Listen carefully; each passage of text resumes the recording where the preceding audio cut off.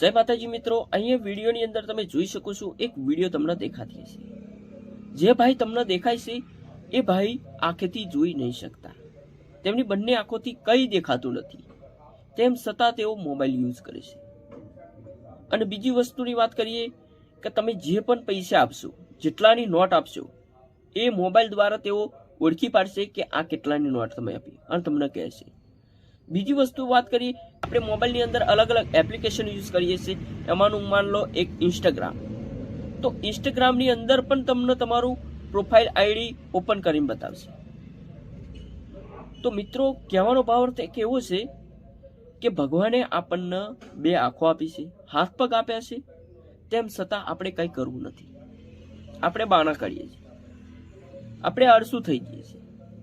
અને આજે તમે વિડીયોની અંદર જોઈ શકો છો, જે ભાઈને બંને આંખોથી નથી દેખાતું, તેમ છતાં ટેકનોલોજી પ્રમાણે એ મોબાઈલ યુઝ કરે છે।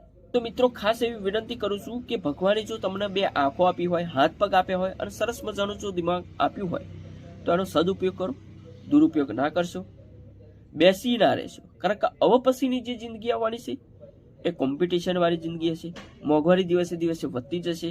બીજી વસ્તુ, તમારી જોડે કોઈ સ્કિલ નહીં હોય તો તમે જિંદગીની અંદર કંઈ નહીં કરી શકો।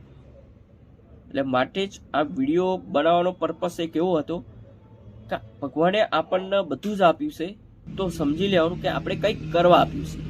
તો મિત્રો, એટલા જ માટે આ વિડીયો બનાવ્યો હતો। જય માતાજી, જય હિન્દ।